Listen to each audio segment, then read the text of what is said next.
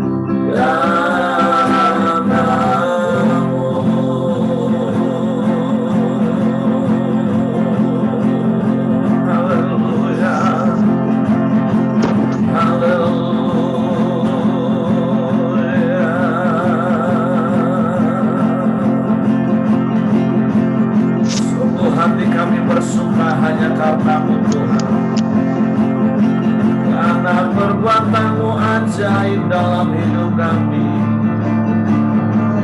karena perbuatan-Mu besar dalam hidup kami. Kami bersyukur.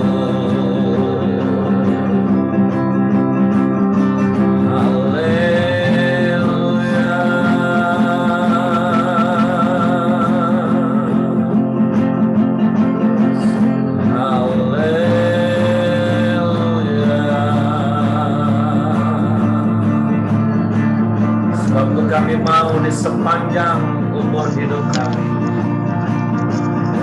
kami selalu memuji-muji nama-Mu Tuhan, bermazmur bagi nama-Mu yang ajaib, meninggikan Engkau di sepanjang umur hidup kami.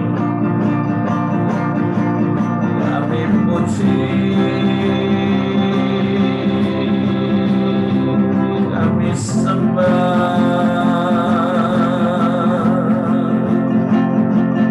kami muliakan nama-Mu, kami tinggikan Engkau.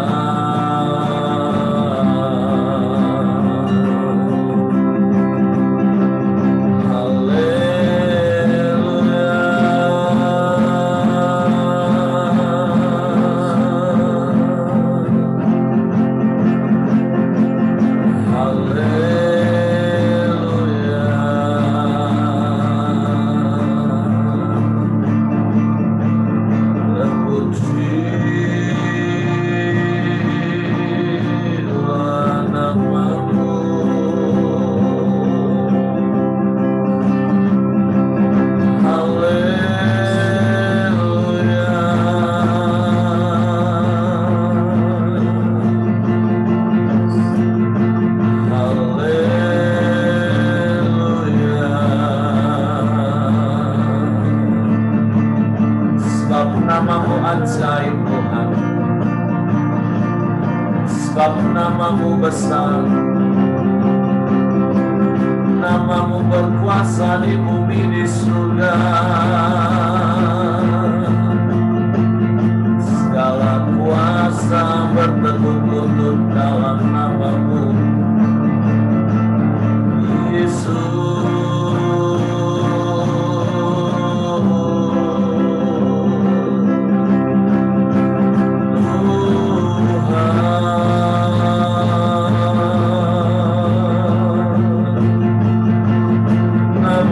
Atas segala nama,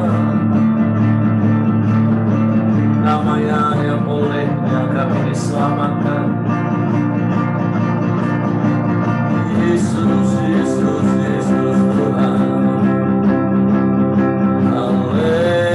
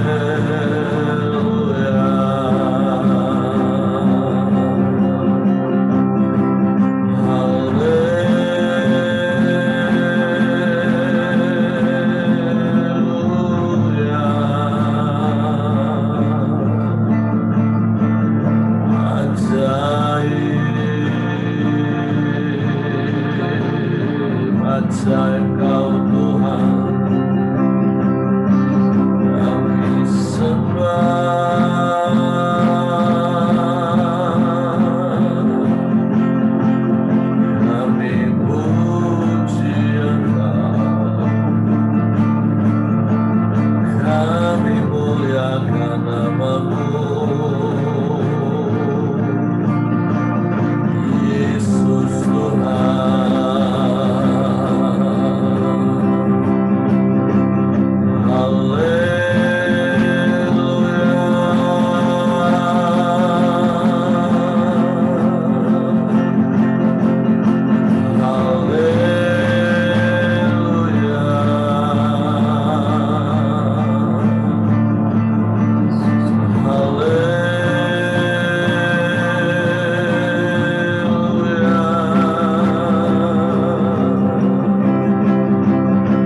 Ajaib Kau Tuhan, ajaib Kau Tuhan, kami sembah, kami sembah, kami sembah.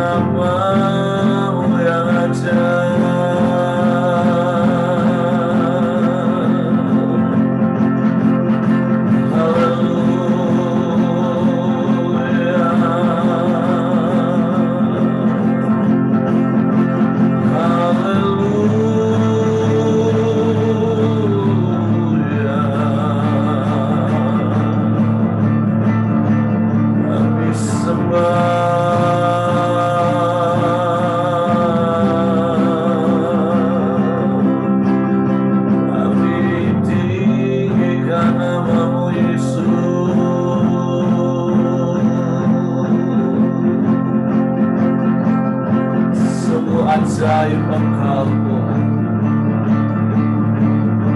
pemeliharaanmu sempurna bagi kami, penyertaanmu ajaib bagi kami. Kami renungkan kebaikan-Mu, kasih setia-Mu dan kemurahan-Mu. Sebab apa yang tidak pernah kami lihat, yang tidak pernah kami dengar, bahkan yang tidak pernah terlintas dalam pikiran kami, Kau sediakan bagi kami yang mengasihi-Mu Tuhan.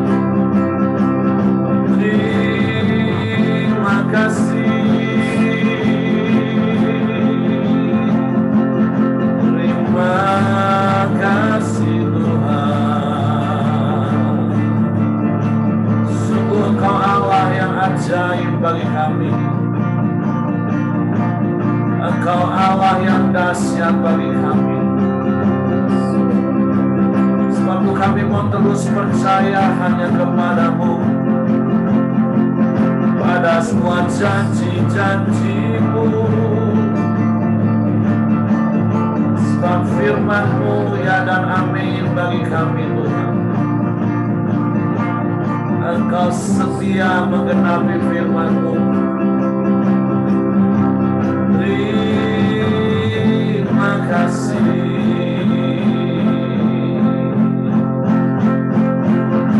Haleluya.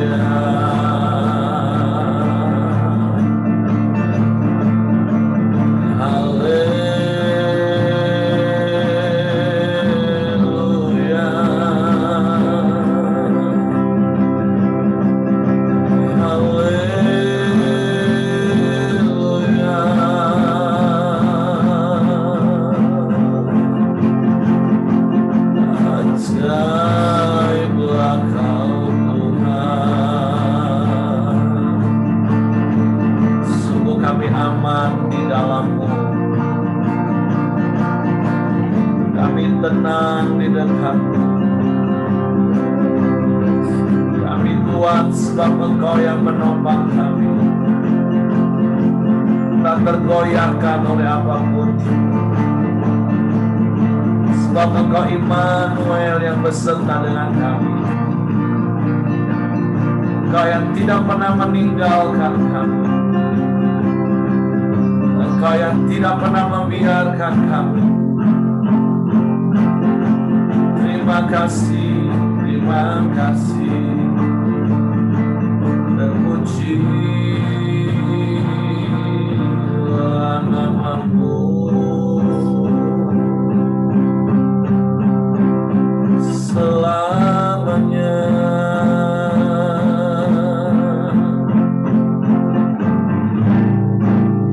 Kami mau terus berpegang teguh pada janji firman Tuhan. Biarlah hidup kami berpadanan dengan firman-Mu. Ku yakin saat Kau berfirman, ku menang saat Kau bertindak. Hidupku hanya ditentukan oleh perkataan-Mu.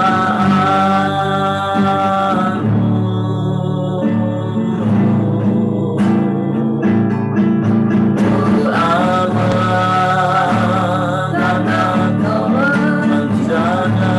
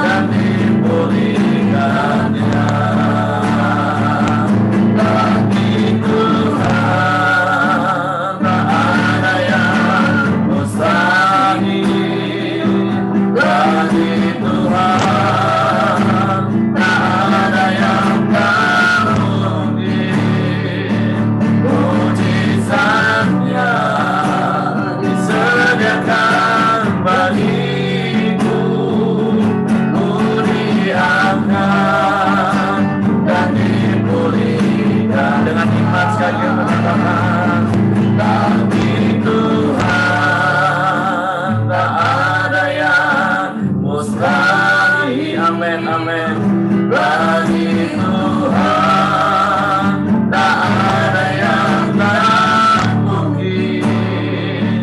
Mujizatnya disediakan bagimu, ku diangkat dan dipulihkannya,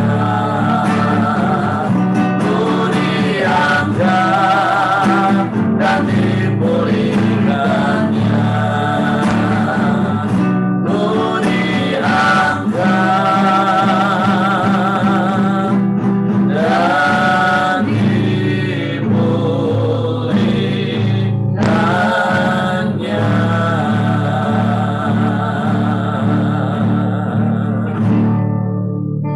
Sungguh bagimu tidak ada yang mustahil, Tuhan. Semuanya mungkin. Dan kami bersyukur karena semua yang terbaik itu Engkau lakukan bagi kami. Sebab itu kami mau terus percaya kepada firman-Mu. Dan bukti percaya kami adalah melakukan firman. Dan kami percaya ketika kami melakukan bagian kami, Engkau melakukan bagian-Mu, menggenapi janji-janji firman. Sebab sungguh Engkau Allah yang setia. Engkau Allah yang tidak pernah berubah dulu, sekarang, bahkan sampai selama-lamanya. Engkau tetap sama. Sebab kami bersyukur dan kami bangga punya Allah yang seperti itu. Sebab itu biarlah seumur hidup kami mau terus bernyanyi bagi-Mu, memuliakan nama-Mu. Biarlah hidup kami menjadi penyembahan kepadamu, Tuhan. Hidup kami menjadi persembahan yang tiada bercela, sehingga perkenanan-Mu nyata atas hidup kami. Kami bersyukur, kami berterima kasih. Ebenezer, Tuhan. Sampai sejauh ini Engkau yang menolong kami. Sungguh kalau kami boleh ada sampai pagi hari ini, itu semua karena anugerah-Mu, karena kasih karunia.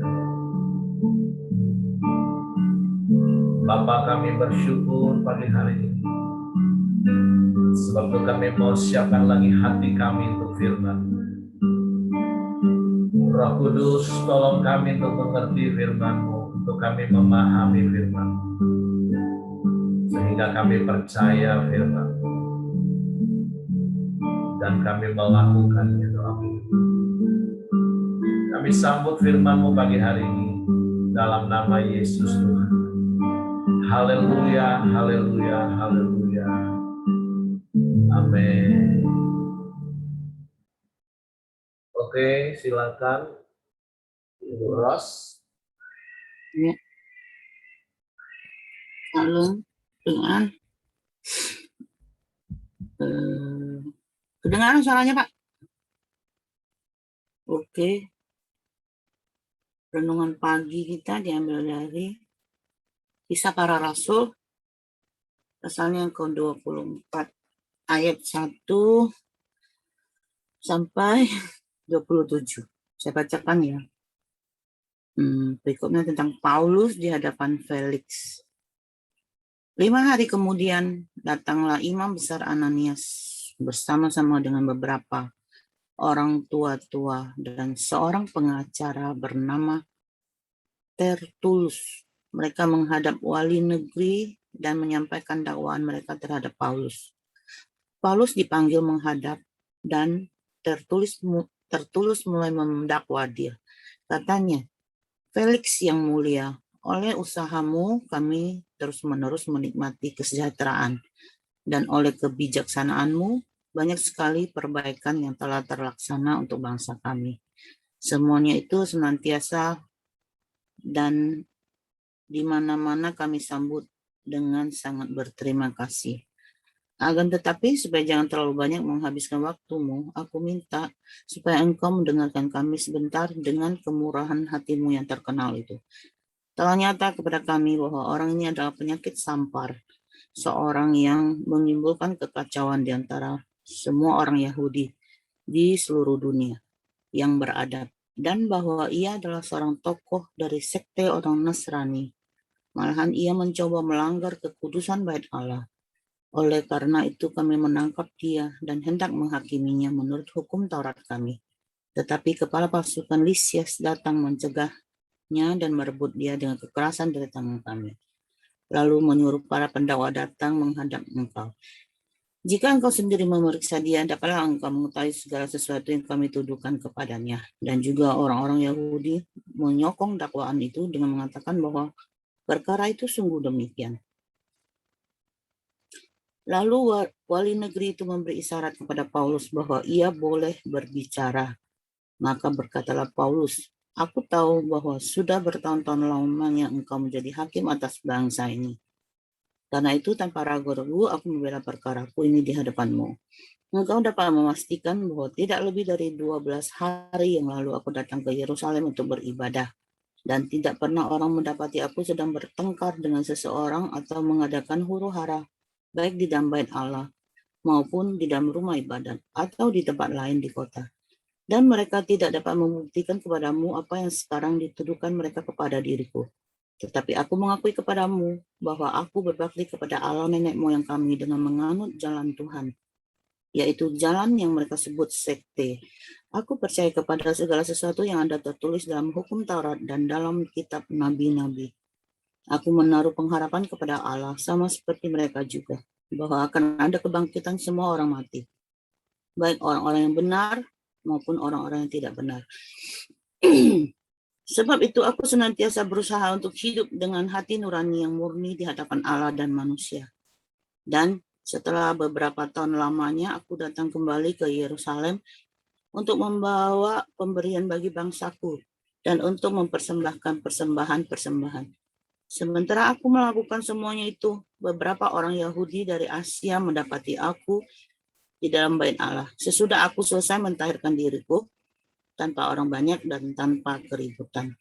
Merekalah yang sebenarnya harus menghadap engkau di sini dan mengajukan dakwaan mereka, jika mereka mempunyai sesuatu terhadap aku. Namun biarlah orang-orang yang hadir di sini sekarang menyatakan kejahatan apakah yang mereka dapati ketika aku dihadapkan di mahkamah agama? Atau mungkinkah karena satu-satunya perkataan yang aku serukan ketika aku berdiri di tengah-tengah mereka, yakni karena hal kebangkitan orang-orang mati, aku hari ini dihadapkan kepada kamu. Tetapi Felix yang tahu benar-benar akan jalan Tuhan menangguhkan perkara mereka. Katanya, setibanya kepala pasukan Lisias di sini, aku akan mengambil keputusan dalam perkaramu. Lalu ia menyuruh perwira itu tetap menahan Paulus, tetapi dengan tahanan ringan, dan tidak boleh mencegah sahabat-sahabatnya melayani dia. Dan setelah beberapa hari datanglah Felix bersama-sama dengan istrinya Drusilla, seorang Yahudi. Ia menyuruh memanggil Paulus, lalu mendengar daripadanya tentang kepercayaan kepada Yesus Kristus. Tetapi ketika Paulus berbicara tentang kebenaran, penguasaan diri, dan penghakiman yang akan datang, Felix menjadi takut dan berkata, cukuplah dahulu dan pergilah sekarang. Apabila ada kesempatan baik, aku akan menyuruh memanggil engkau. Sementara itu, ia berharap bahwa Paulus akan memberikan uang kepadanya. Karena itu, ia sering memanggilnya untuk bercakap-cakap dengan dia. Tetapi sesudah genap 2 tahun, Felix digantikan oleh Perkis Festus, dan untuk mengambil hati orang Yahudi, ia membiarkan Paulus tetap dalam penjara. Amin. Sorry, tarik napas dulu.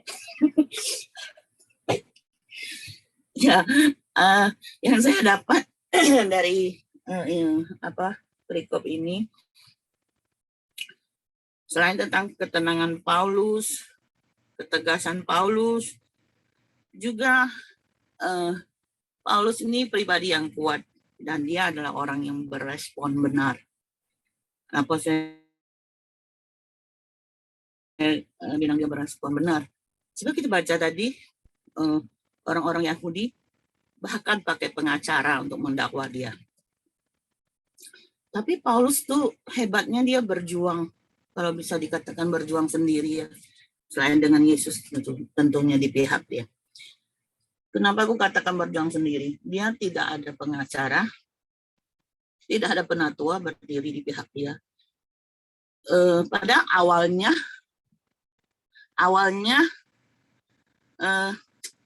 Bu, dosa senyum-senyum, ganggu konsentrasi deh. Padahal sebenarnya kan dari awalnya kita baca di pasal 21, saran penatua kepada Paulus untuk mentahirkan dirinya. Supaya orang Yahudi melihat dia tetap melakukan hukum Taurat. Itu kan tujuan awal mereka sebagai manusia kan. Cara manusia mereka. Tapi nyatanya kan tidak hasilnya tidak seperti itu. Tuhan izinkan Paulus ditangkap, didakwa, dan tidak dilihat penatuanya gitu loh.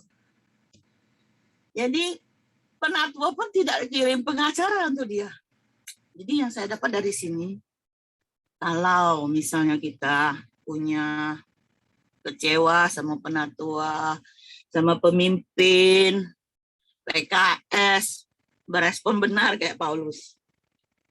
Dia berjuang, dia tegas, dia pribadi yang kuat gitu loh menurut aku. Nah, ada satu perkataan Paulus yang sangat luar biasa nih yang aku suka ya. Ayat 16. Sebab itu aku senantiasa berusaha untuk hidup dengan hati nurani yang murni di hadapan Allah dan manusia. Terkadang-kadang kita tuh, bukan kita lah ya, mungkin orang luar, bukan orang Koromdeo. Terkadang ya orang kita lihat baik orang di bisnis lah, melakukan pekerjaan apapun, mereka lebih mengutamakan cuannya daripada hati nuraninya. Kadang merugikan orang lain nggak apa-apa lah, sedikit, yang penting dia cuan. Kadang jalannya yang harusnya tidak boleh atau tidak sesuai dengan firman Tuhan, nggak apa-apa lah, yang penting cuan. Nah, hidup dengan hati nurani yang murni ini tidak gampang dan tidak semua orang bisa melakukan. Karena dia mengutamakan nilai-nilai kerajaan Allah di atas segalanya, firman Tuhan di atas segalanya. Jadi kadang-kadang cara-cara yang menurut orang kadang tidak merugikan orang lain. Tapi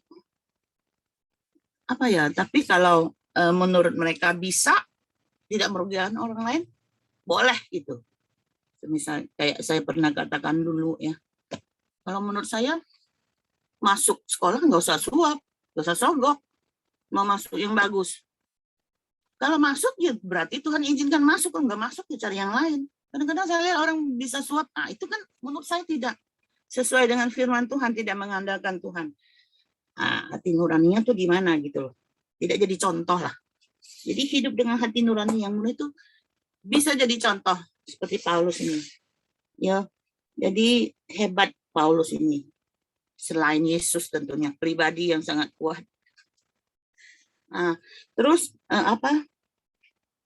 satu lagi yang saya dapatkan, terkadang orang untuk melakukan yang mendatangkan keuntungan bagi mereka bisa bersepakat kayak orang Yahudi ini ya, bisa bersepakat satu suara menyatakan Paulus salah. Gampang sekali kita untuk melakukan bersepakat untuk melakukan hal yang ibaratnya jahat ya. Tapi kalau untuk yang baik agak susah kayaknya. Berdiri sendiri aja gitu. Terus ada satu pribadi lagi yang ingin ini saya bagikan, yaitu Felix. Felix ini sebenarnya tahu benar-benar akan jalan Tuhan. Di ayat 22 dikatakan, tetapi Felix yang tahu benar-benar akan jalan Tuhan menangguhkan perkara mereka. Katanya, setibanya kepala pasukan Lisias di sini, aku akan mengambil keputusan dalam perkaramu. Felix ini tahu bahwa Paulus tuh nggak bersalah. Tapi dia untuk menyenangkan orang Yahudi, dengan alasan sampai Lisias datang, dia menahan Paulus sampai berapa tahun tuh? 2 tahun tuh. Dan Lisiasnya nggak datang-datang. Tetap Paulus ditahan di dalam situ, di penjara. Dan Felix ini juga mengharapkan sesuatu dari Paulus. Felix ini orang yang macam mana ya? Pokoknya tidak bagus deh. Dia tahu kebenaran tapi tidak menegakkan kebenaran dan mengharapkan sesuatu. Dan juga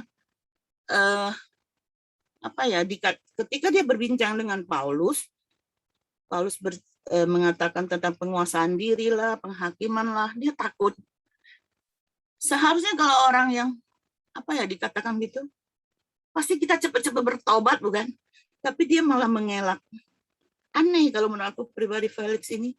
Seharusnya kalau kita sudah tahu kayak gitu, tahu kebenaran, terus ada penghakiman, harusnya bertobat ya. Tapi mungkin matanya tertutup oleh karena puasa atau apapun. Nah, itu Pak yang saya dapat. Silakan Pak Heri tambahkan. Oke, terima kasih Bu Ros. Jadi poin penting memang pagi hari ini Tuhan mengingatkan kita sebagaimana statementnya Paulus bahwa kita ini harus berusaha. Ya, memang dibutuhkan usaha yang tidak gampang untuk terus menjaga hati nurani kita itu tetap murni di hadapan Allah maupun di hadapan manusia. Makanya betapa butuhnya kita setiap hari membaca firman, merenungkan firman, terus melakukan firman, dan membagikan firman. Supaya apa? Supaya itu yang akan menolong kita untuk bisa menjaga hati nurani kita semakin hari semakin murni di hadapan Tuhan. Karena itulah hal yang Tuhan cari. Itulah yang membuat ada perkenanan Tuhan di dalam hidup kita. Jadi, seperti apa yang Ibu Rosa dikatakan, baik dari kelompok Yahudi yang memang bersekongkol, yang selalu mencari-cari kesalahan, mereka menjilat Felix, mereka terus memberikan tuduhan-tuduhan yang tidak benar, itu tentu adalah orang-orang yang hati nuraninya sudah tumpul. Nah, sama juga seperti Felix-nya. Nah, ada kisah yang mungkin Bapak Ibu juga sering baca. Jangan sampai kita juga jadi seperti apa yang dilakukan oleh Felix. Dia tahu jalan kebenaran, hanya sekedar tahu, tapi ketika kebenaran itu menegur hidupnya, dia nggak siap. Makanya seperti kisah yang mungkin sekali lagi sering kita dengar, ada seorang perokok berat, ketika dia membaca sebuah buku, bagaimana bahayanya rokok. Nah, setelah dia selesai membaca itu, maka dia mengambil keputusan untuk berhenti. Tapi bukan berhenti merokok, Bapak Ibu. Berhenti untuk membaca buku. Nah, banyak orang Kristen terkadang seperti itu. Pak, nanti semakin banyak tahu firman, nanti semakin banyak dituntut. Mereka pakai ayat di dalam surat Yakobus. Memang semakin banyak tahu, kita kan semakin banyak dituntut. Makanya jangan mau jadi guru, kata surat Yakobus. Tapi tentu itu bukan berarti dijadikan sebagai sebuah alasan bagi kita untuk kita akhirnya nggak mau banyak lebih tahu lagi akan firman Tuhan. Makanya ada firman di dalam Ibrani katakan kalau hari ini engkau mendengar suaranya, jangan keraskan hatimu. Nah, saya bersyukur kalaupun mungkin ada yang pernah mengungkapkan, sudahlah, kalau ngomong sama Pak Heri itu susah. Ujung-ujungnya firman itulah. Ya, tapi nggak apa-apa. Memang bagi saya hidup ujung-ujungnya, bahkan itulah hal yang utama dalam hidup kita, ya memang firman. Mari belajar untuk seperti apa yang Ibu Ros tadi katakan. Harusnya waktu dengar firman, ya cepat tobat dong. Bukan sengaja untuk menghindar seperti Felix. Artinya gini loh, sepertinya kita masih ingin memuaskan diri dalam dosa. Kita masih mau terus memuaskan diri dalam kenikmatan-kenikmatan. Sehingga ketika firman Tuhan menegur, ya kita ngelawan sih enggak sih, ngelawan firman Tuhan sih enggak. Tapi kita menghindar. Ya bagi saya menghindar itu ya lebih kurang sama saja kita melawan firman Tuhan. Cuman tidak dengan cara frontal itu saja. Tapi sekali lagi di hadapan Tuhan, itu kan juga hal yang sama. Karena ujungnya kan artinya kita nggak melakukan firman. Sama seperti ayat yang Ibu Ros tadi bacakan tentang Felix. Ketika diberikan hal-hal tentang penguasaan diri, tentang kebenaran, wah itu menjadi sebuah, dalam tanda kutip, sebuah tuduhan bagi dia. Karena memang dia melakukan hal yang nggak benar, walaupun dia tahu jalan Tuhan. Karena kalau kita baca tadi kisahnya kan, ternyata dia juga masih mengharapkan Paulus menyuap dirinya, supaya ada alasan untuk dia membebaskan Paulus. Walaupun dia tahu Paulus nggak salah, dia suka dengar Paulus. Nah, ada begitu banyak orang Kristen suka dengar firman, suka dengar firman. Tapi firman yang mana dulu? Nah, firman yang dipilah-pilah. Apalagi kalau bicara tentang kesaksian. Sekali lagi berkali-kali saya sering katakan, saya tidak anti dengan kesaksian, karena hidup kita harus jadi kesaksian. Tapi ada begitu banyak orang Kristen lebih suka dengar kesaksian dari kehidupan seseorang daripada prinsip firman Tuhan itu sendiri. Nah, kalau dengar kesaksian itu memang enak kan, heboh, wah. Tapi berkali-kali saya katakan kalau kita hanya fokus dengan kesaksian, satu, kita akan bisa kecewa. Karena kita bisa mulai menuntut Tuhan melakukan hal yang sama terhadap diri kita, seperti apa yang kita dengar dari kesaksian orang. Wih, enak banget ya, begitu doa dijawab, begitu minta diberi, wah hidupnya luar biasa, Tuhan kenapa kau nggak lakukan untuk aku? Tapi dia nggak mau lihat prinsipnya, kenapa doa orang itu dijawab. Kenapa ketika orang itu mengalami persoalan begitu cepat pertolongan Tuhan. Nah mereka nggak mau dengar, mereka nggak mau dengar proses, mereka hanya pengen hasil. Nah tapi saya berdoa setiap kita yang ada pagi hari ini bukan tipikal orang Kristen model Felix ini. Hanya euforia, hanya fokus dengan hasil, tapi nggak mau proses. Wah, kalau dengar kesaksian, wah seperti menggugu-gugu cuma waktu dengar. Lebih baik kita dengar pengajaran firman, kalau itu memang menegur kita, ya kita bertobat, kata Ibu Ros tadi, cepat, jangan menghindar. Kalau firman itu menasehati kita, ayo lakukan dengan setia. Nah, itulah cara kita berusaha menjaga hati nurani kita murni, baik di hadapan Tuhan maupun di hadapan manusia. Kalau di hadapan Tuhan kita nggak bisa bersandiwara. Kalau di hadapan manusia kita mungkin bisa bersandiwara. Tapi saya mau kasih tahu, capek hidup bersandiwara. Belajarlah hidup apa adanya. Ketika salah ya bertobat. Sekali lagi nggak ada yang sempurna kok dalam hidup ini. Tuhan bisa pakai banyak cara, baik secara pribadi lewat hati nurani menegur kita, lewat sahabat-sahabat rohani. Makanya berkali-kali saya juga selalu open hidup kami. Kalau ada hal yang menurut teman-teman Bapak Ibu salah, kasih tahu dong. Karena bisa saja saya salah, atau mungkin menurut Bapak Ibu saya salah. Nah makanya mari yuk sama-sama terus bertumbuh di dalam firman Tuhan. Mari sama-sama berusaha sungguh-sungguh menjaga hati nurani kita murni di hadapan Tuhan dan manusia. Oke, itu saja yang ingin saya tambahkan. Mungkin ada di antara Bapak Ibu yang lain mau menambahkan sesuatu.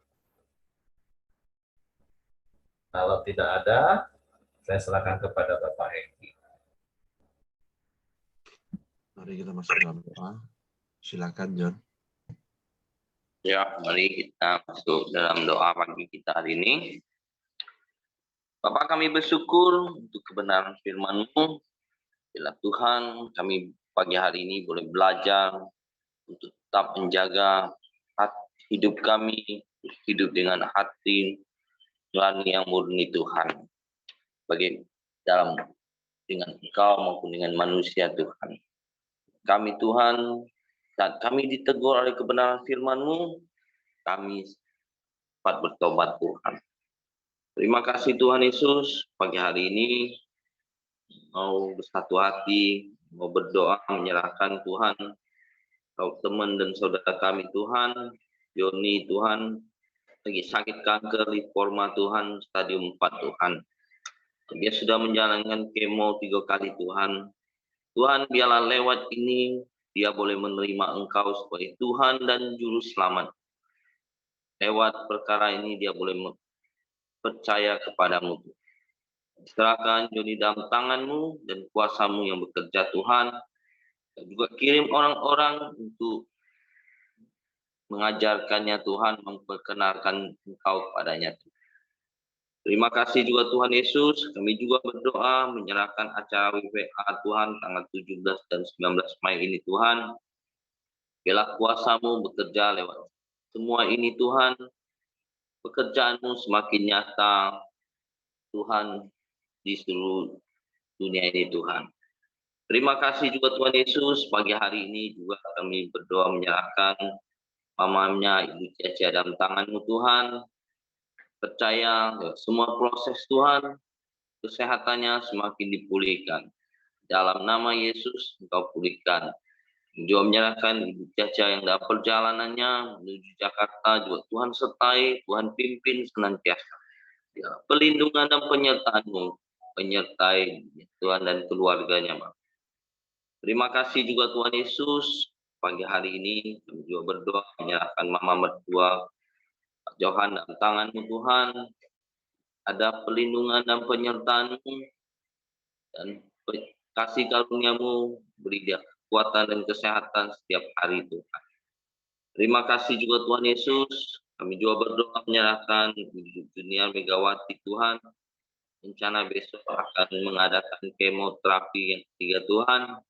Engkau juga campur tangan, Kau pimpin Tuhan. Lewat kemoterapi Tuhan, semua sakitnya boleh dipulihkan Tuhan. Kau memberi dia kekuatan dan pengurapan-Mu turun atasnya Tuhan. Percaya Engkau menyertai seluruh keluarganya Tuhan.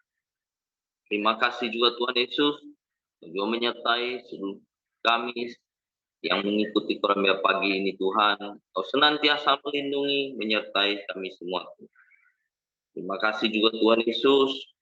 Pagi hari ini juga berdoa menyerahkan bangsa dan negara kami Indonesia ke dalam tangan-Mu. Ya, kasih karunia-Mu, kebaikan dan kemurahan-Mu menyertai bangsa dan negara kami yang besar ini Tuhan. Terima kasih Tuhan buat damai sejahtera dan keamanan yang sudah Kau berikan Tuhan buat bangsa dan negara kami. Kami bersyukur juga buat hasil bumi dan hasil alam yang melimpah yang Kau sediakan buat bangsa dan negara kami. Kau memberkati para pemimpin kami Tuhan, memberikan mereka hikmat dan kebijaksanaan yang daripada-Mu Tuhan. Berkati Tuhan dari presiden, para menteri, stafnya Tuhan, para gubernur, bupati, wali kota Tuhan, dan seluruh jajarannya Tuhan. Berikan mereka hikmat, roh takut akan Engkau dalam mengolah, mengatur setiap aset, setiap hasil bumi dan hasil alam yang melimpah ini untuk kesejahteraan rakyat Indonesia. Terima kasih juga Tuhan Yesus. Berikan Tuhan damai sejahtera-Mu bagi Indonesia. Mari kita doa Bapa kami. Bapa kami yang di surga, dikuduskanlah nama-Mu, datanglah kerajaan-Mu, jadilah kehendak-Mu di bumi seperti di surga. Berikanlah kami pada hari ini makan kami yang secukupnya, dan ampunilah kami akan kesalahan kami, seperti kami juga mengampuni orang yang bersalah kepada kami. Dan janganlah membawa kami ke dalam percobaan, tapi lepaskanlah kami daripada yang jahat. Karena Engkaulah yang mempunyai kerajaan dan kuasa dan kemuliaan sampai selama-lamanya. Amin. Bapa, terima kasih, kami bersyukur kepadamu ya Tuhan. Sebentar lagi kami juga akan melakukan aktivitas kami, pekerjaan dan kegiatan kami ya Tuhan. Biarlah penyertaan-Mu, damai sejahtera-Mu, sukacita-Mu di dalam nama Tuhan Yesus Kristus, dan juga persekutuan di dalam Roh Kudus, mulai dari pagi hari ini, menyertai kami sampai selama-lamanya. Kita yang sudah menerima, sama-sama katakan, amin. Oke, semangat pagi, selamat beraktivitas, Tuhan memberkati.